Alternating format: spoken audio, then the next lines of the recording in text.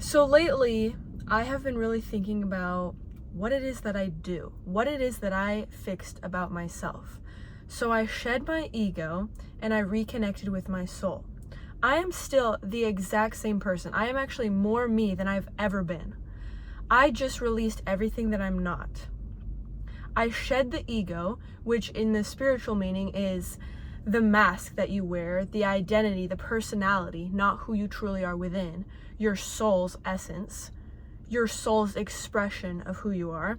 Your ego is this mask, this version of yourself that you've created, this identity that you've created based on certain attachments, certain unhealed wounds that have shaped your perspective on and meanings on certain things, such as your meaning of what it means to be in love, what it means to be in a family, what it means to be in all these different circumstances.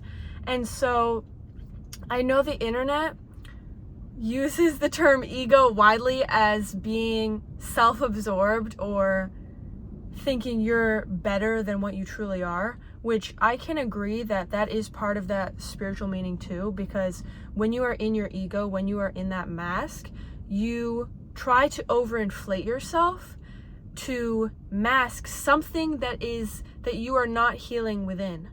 When you overinflate yourself, you become self-absorbed, it's because you feel this sense of entitlement because of a wound that you haven't healed from, that you believe, oh, this happened to me, but I'm entitled to feel this way because this happened to me.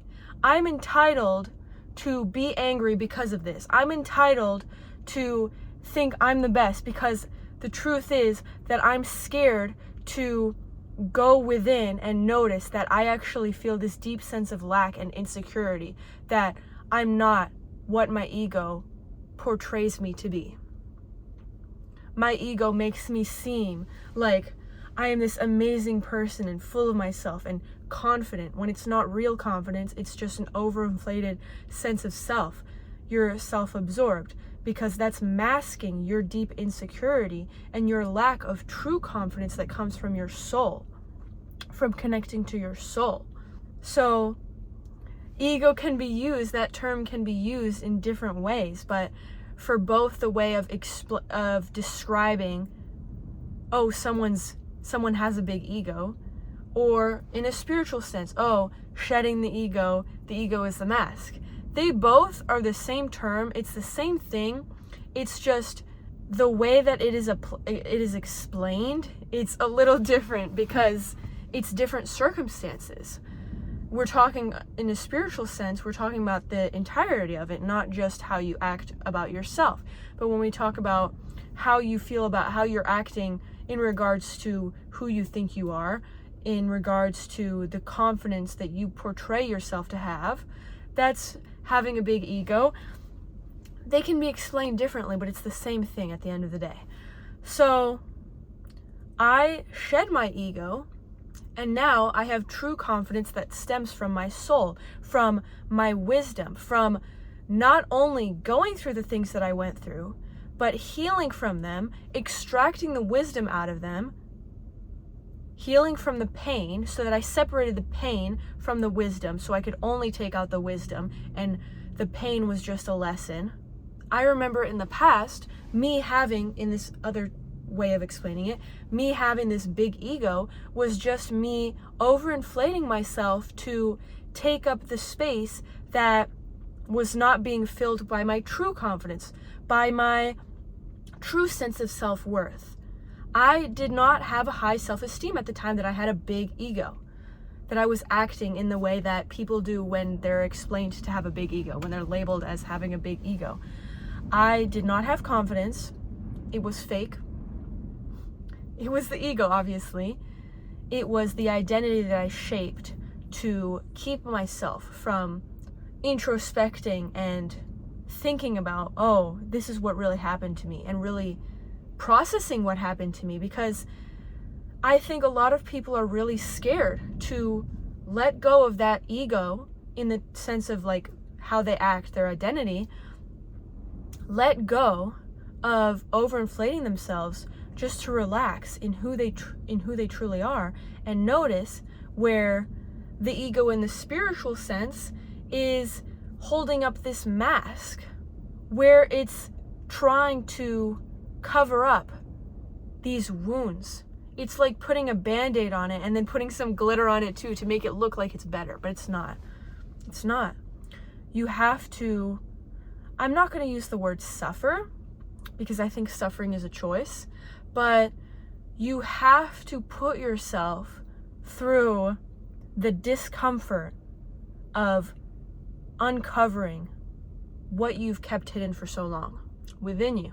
Whatever you haven't healed from, when that finally rises back up to the surface and you this time are letting it rather than pushing it down inside and continuing to wear the mask, the ego, you will have to process some pain that it's not because you're not meant to suffer. It's that this is unresolved pain from the past. The past version of yourself had this pain that you just decided not to face until now. All the pain in your life, all the difficult emotions in your life that you've decided to pent up inside rather than release, rather than express, rather than transmute or journal about so you can release it through journaling, that doesn't go away.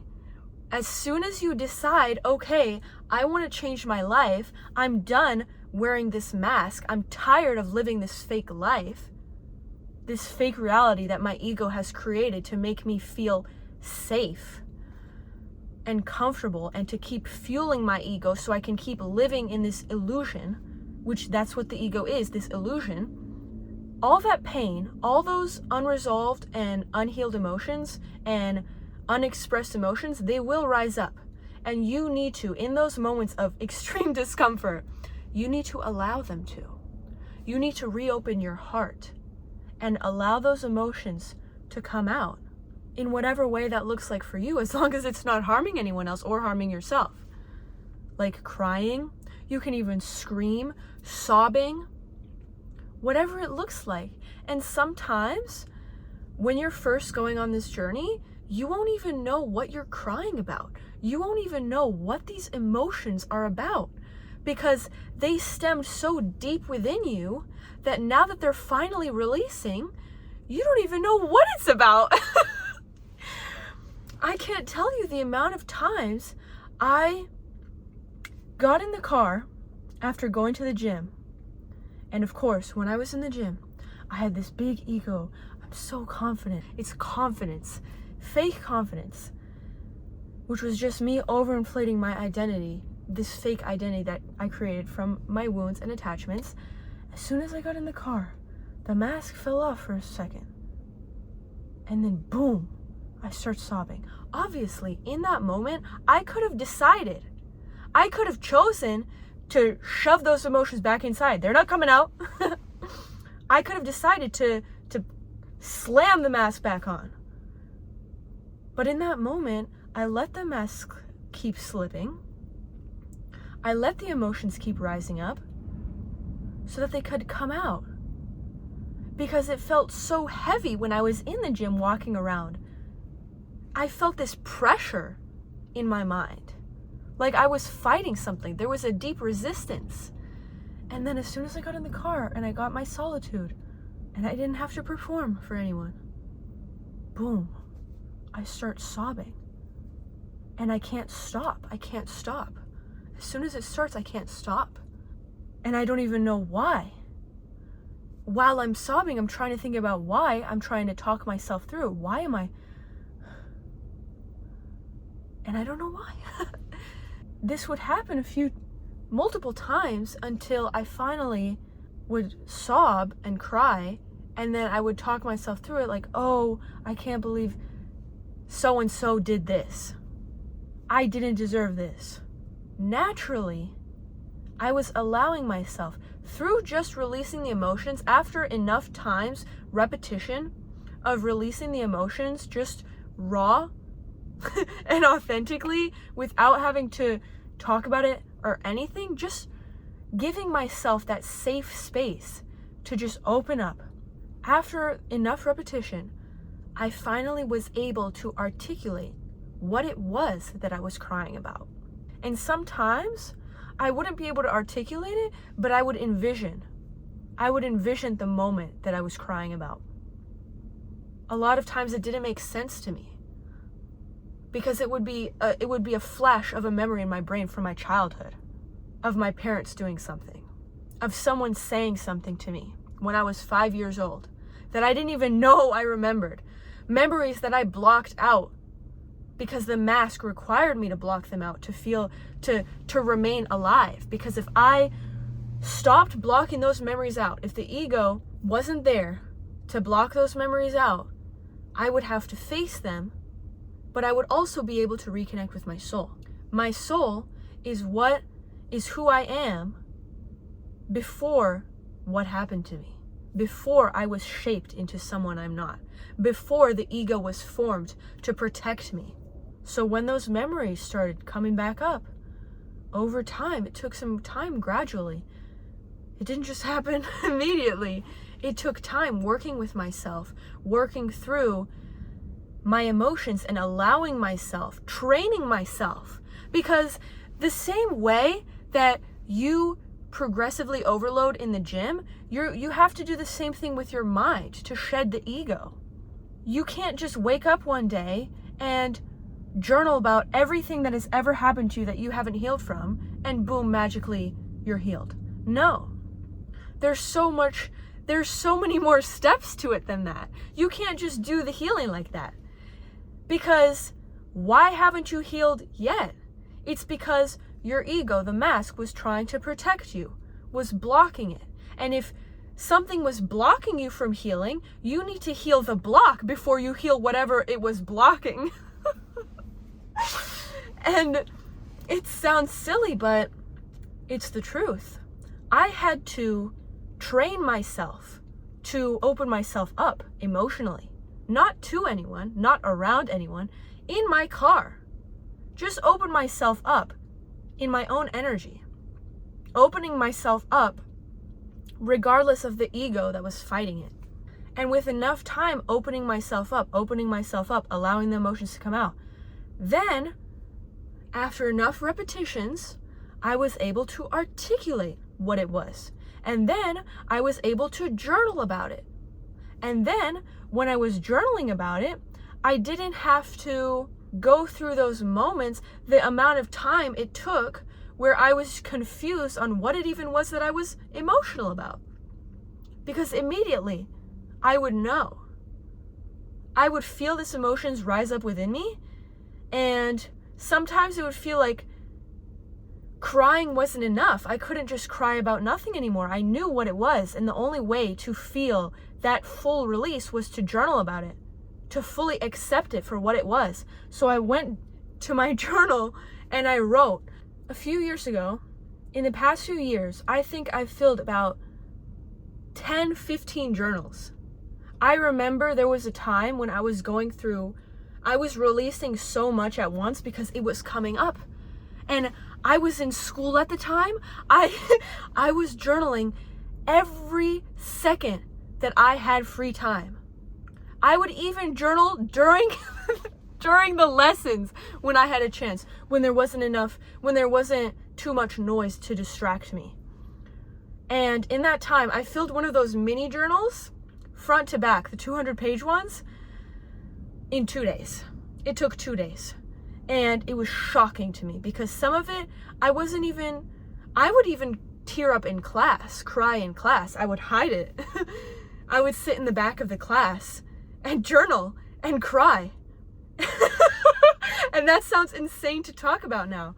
But there were moments after a certain period of time, just crying isn't enough. So I had to journal, and I talked word for word. I articulated exactly what I was thinking. Through enough time, I had warmed myself up to letting myself feel. So now letting myself feel wasn't the issue. What the issue was now was articulating it. And now that I had articulated it, I was able to fully release it and process it because now I knew exactly what it was. exactly what the unhealed wound was. Because I would journal one page, flip to the next page, and then I would start sobbing about something I haven't even, something that triggered me. I journaled. The next page, start sobbing because I'm talking about something completely different than what I started journaling about. And when I say journaling, I'm not talking about the, what am I grateful for today? What am I thankful for? No. Not those kind of prompt journals. I'm talking about getting a blank notebook, getting a pen, and a pen, not a pencil. You don't get to erase. A pen, and writing down whatever's going through your mind, like you're ranting to the paper. And you can be completely authentic. Nobody's going to read it. You can burn it afterwards. That's what I did. I made digital copies of my journals and I burnt the physical copies because that also felt like a ritual of healing because I was releasing the energy that was in those journals. So I wrote. I was like, I hate this person. I can't believe they did this. I can't believe this just happened to me. Why would they ever say that to me? My friend at the time said something to me and it really triggered me. And I don't even want to say what it is that she said because it sounds so ridiculous to be triggered by that. But she said something to me and then I was so triggered that day. I went home, I started journaling and I can't believe she said this to me. Oh, it's because what she said was triggering an unhealed wound within me that I had a past pattern that I was stuck in, a cycle I was stuck in. And she basically told me to continue down that cycle in a way. But she wasn't meaning to stir that up or anything. She was just saying something, it wasn't that deep.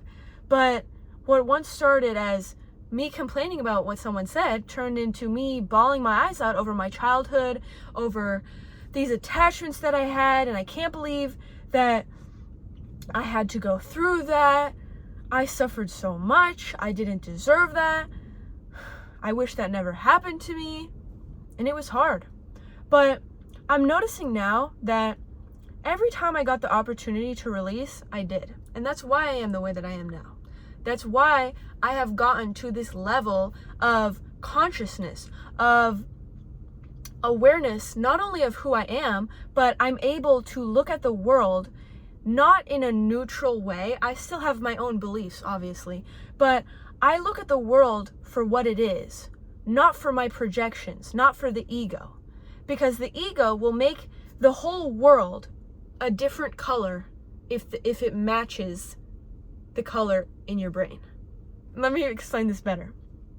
If in your ego, it's trying to block an unhealed wound of unreleased anger, what your ego will do is it will somehow find so many things to be angry about. You will be a road rager. You will road rage if you have unreleased anger from your childhood. And that unreleased anger, so you have your ego. This is a whole step. This is just the tip of the iceberg is what I mean. Your ego is blocking something. So your ego is blocking you from healing your unreleased anger. But to heal your unreleased anger, you have to notice, what were you angry about? What caused this anger? And then you go down another level. Oh, this anger was because this happened in my childhood. Or I was taught to be angry because of an angry parent. This is how I was taught to process my emotions. Something to do with your childhood trauma. So it's a stepping stone. In stepping stones, your ego will then find every opportunity to be angry because it doesn't want you to have to heal through what it is that caused this unreleased anger within you, because your ego is just there to protect you. But at the same time, your ego is the most limiting factor in your life. It will stop you from achieving anything that you want, because to achieve the highest version of yourself, the most successful life that you can possibly achieve, your life purpose, that comes from your soul, because your soul is the blueprint. And to access that, you have to be connected with your soul. And to be connected with your soul, you have to shed the ego. You have to shed the mask, because the soul does not operate with a mask. The soul operates vulnerably and truthfully and authentically. That's your authentic self beneath all that trauma. So you have to heal through all that trauma. Through healing all that trauma, you're slowly shedding your ego. Obviously, you're shedding your ego because the reason your ego exists is to protect you from this trauma. So by healing through the trauma, the ego doesn't even need to exist anymore. And sometimes it can be scary going down that path because your ego will try to fight it and be like, no, we're not safe. No, don't do this. Don't heal. Because once you fully heal all that trauma that was blocking you from your soul, connection to your soul, you are now vulnerable to everything that could hurt you. But the truth is, once you reach your soul, everything that the ego is trying to tell you about, oh, you're going to get hurt again, that was just another connection to an unhealed trauma. So by the time you're connected to your soul, being vulnerable isn't a risk because this is just who you are now. This is just who you are. This is just your soul in its essence expressing itself through you. This is just your soul operating through you. The reason it felt so risky to be vulnerable when you had your ego was because it could hit a wound that you haven't healed from. And that would really hurt. That would really sting. And naturally, isn't it ironic that naturally that's what happens anyways? Your ego tries to protect you from getting hurt, but at the same time, it somehow attracts the exact same experience that caused you to be hurt in the first place. And that's where you get the chance to heal through that. Because that's why you keep attracting the same person, the same circumstance over and over again. Because there's something unresolved within you and something that is attracting you towards that circumstance that is connected to your childhood. So you need to heal from that. You need to open yourself up and be vulnerable with yourself, not with anyone else. You need to be vulnerable with yourself. Just allow yourself to feel. Allow yourself to feel again. Yes, it's uncomfortable, but what is worth having that isn't uncomfortable? Growth is uncomfortable. Healing is uncomfortable, obviously, because for you to have created this mask, this ego, to protect you from feeling those emotions, obviously you knew it was going to be uncomfortable. And now you just have to follow through with it. You have to accept the discomfort because you know that you are one step closer to connecting with your soul, to reconnecting with your soul. And once you reconnect with your soul, you're unstoppable, you're powerful. You have God energy flowing within you, through you. You can feel it. That's the most powerful, magical thing that I noticed is that once I fully connected to my soul, and I'm not going to say I've healed everything. I'm not sure I'm saying I'm fully healed is the right terminology, but I will say that I did heal absolutely everything that formed my ego, that was causing my ego to function. Let's think about it this way. This is your soul. This is all the trauma, societal programming, societal conditioning, even conditioning from your parents, what you were taught to believe about yourself, attachments that you have created to survive, out of survival mode, to survive this trauma that you've been through, etc. That's this. Because of this, and because in the moment you were too scared or you didn't want to face the discomfort of healing through all this and releasing all this and unlearning all this to get back to this, to stay in this, you decided to form an ego on top of it. An ego that knows this and decides, I'm going to protect you so that you never have to face this, even if it means not reaching this, which is your soul. So your ego is formed in those moments and gradually grows stronger the more that this adds up. And that grows a greater distance between you and your soul, your connection to your soul. So what I basically did is, you can't just dismantle your ego by saying, okay, you're not doing this anymore, and then just jumping to your soul. No. You have all this that you need to face. So what I did was gradually over time, I healed, I unlearned, I healed, I unlearned. I shed limiting beliefs. I unlearned societal programming, what I was taught to believe about myself, about how relationships work, about how family dynamics work, about what it means to be loved, about what it means to have friends. All of these things that I was afraid to face and unlearn and shed and release. I did it. I healed through all of it. I released it. And then, boom, everything that was the backbone to my ego was slowly falling away. And obviously my ego in those moments was saying, no, you're gonna get hurt again. But I continued to let it happen and not listen to that fear, that voice in me telling me to stay in my ego, to stay safe. Because the ego is an illusion, and that safety is an illusion. It's not true safety. Notice how you're going through the same cycle again. You're still getting hurt. Doesn't lead anywhere. So I released enough of that, and then boom, I reached my soul.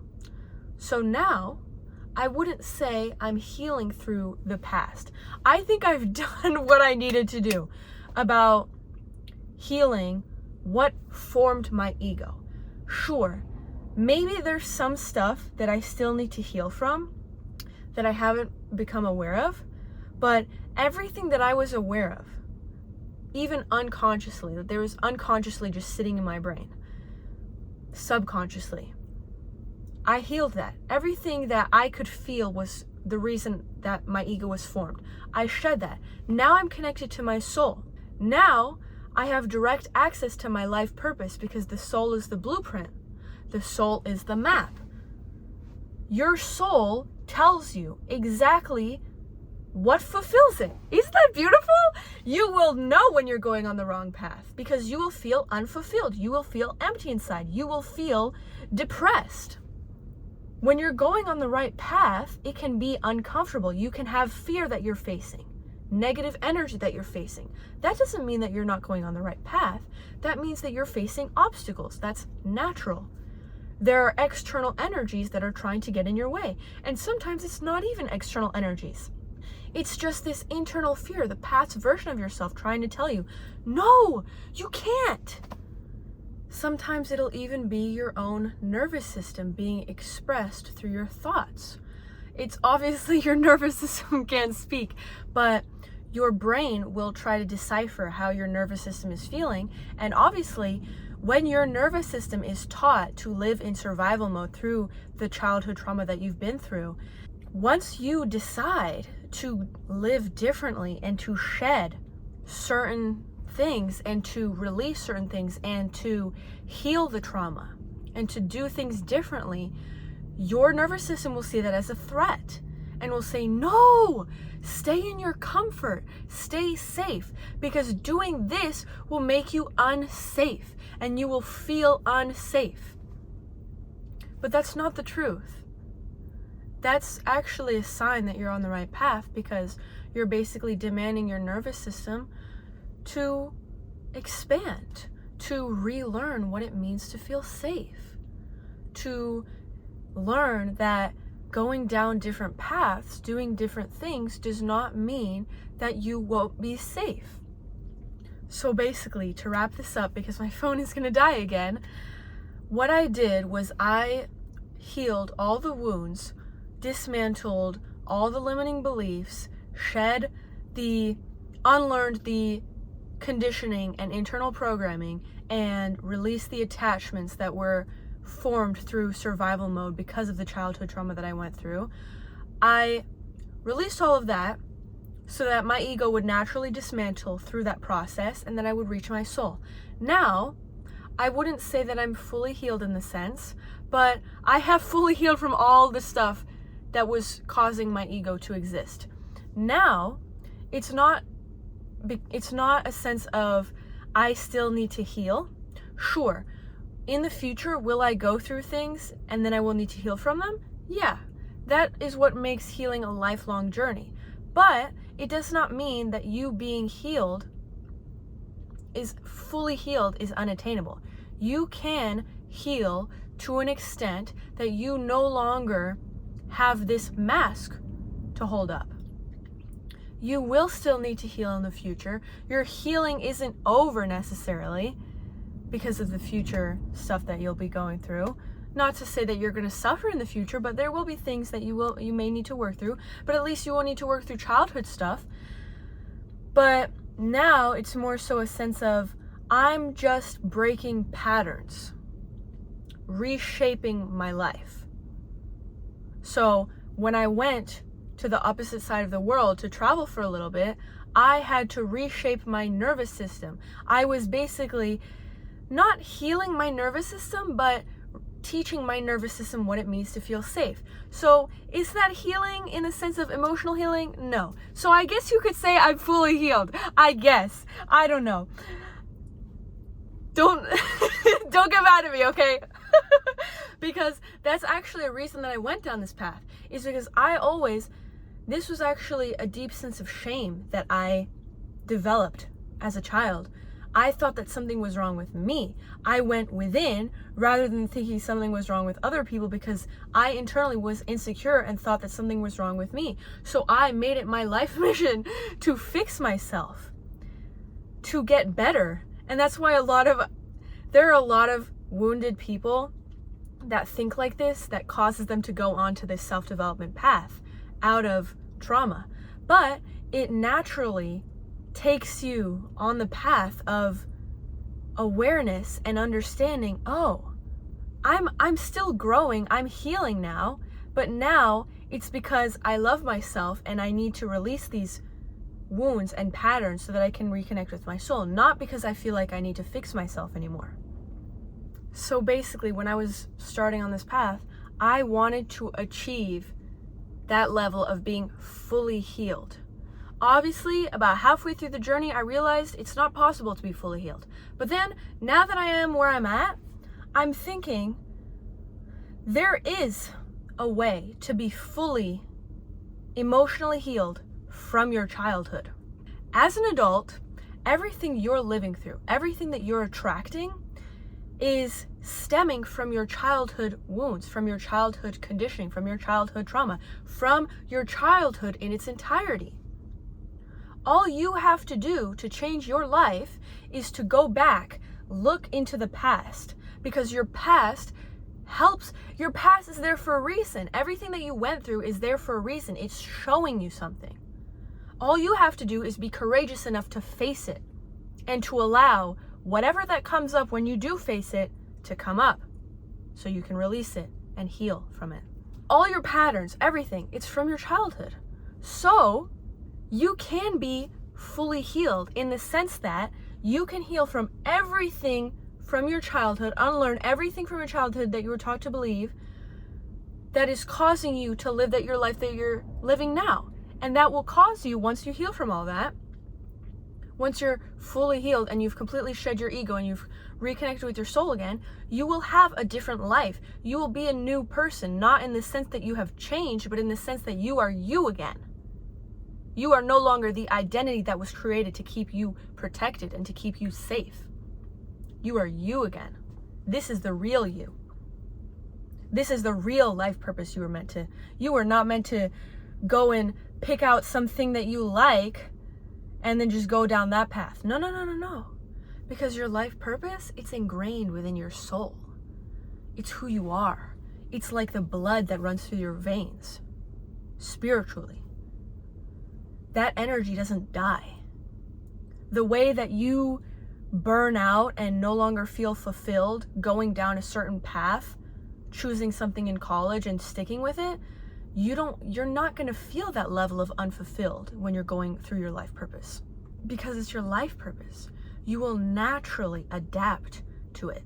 You will naturally reframe it so that it works and flows, because your soul is the map. And I know I've said it multiple times, but I'm going to say it again.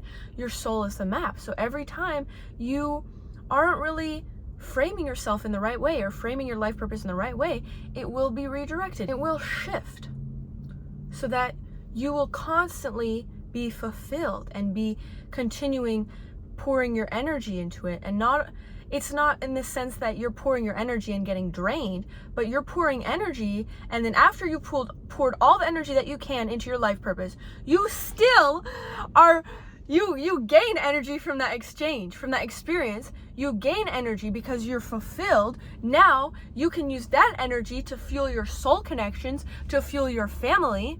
And when I say family, I mean soul chosen family, not blood family. Sure, for some people, blood family can also be soul family. But in my case, it's not. And I know in a lot of people's cases, it's not. But this is the path to true fulfillment. This is beautiful. And all the suffering that I had gone through after I had my ego death, and there is a point where you do have an ego death.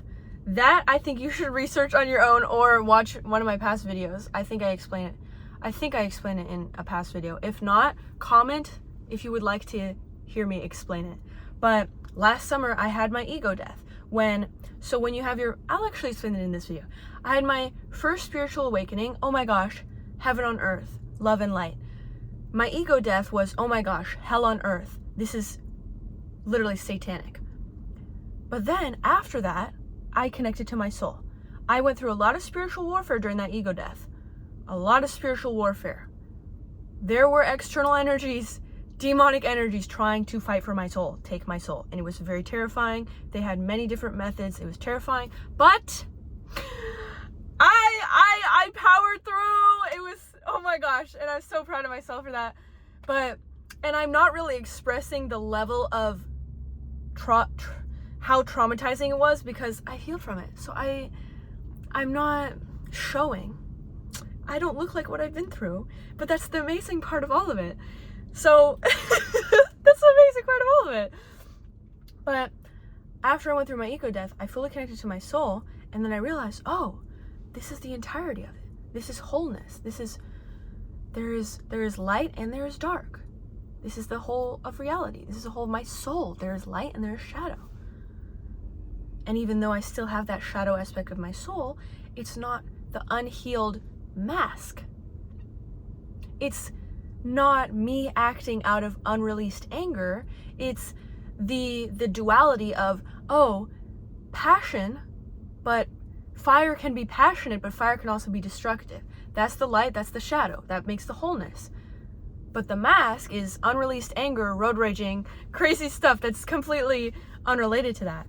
But to continue what I was saying, all the suffering that I had gone through after I connected with my soul again was not because of unhealed trauma, was not because of unlearning certain beliefs about myself. It was actually healing my nervous system, basically repairing my nervous system.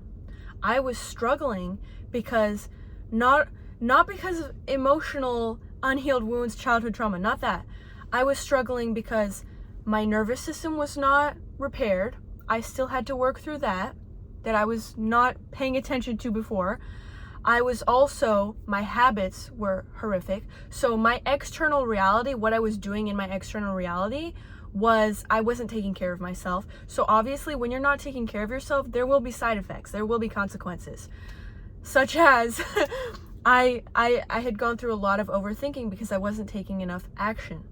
But basically, after that moment of connecting with my soul, it was no longer about healing childhood trauma. It was about rewiring my mind to fulfill what I wanted to achieve in life. And basically, that's it! Oh my gosh, so exciting, right? So exciting. I love these car talks. They're so exciting.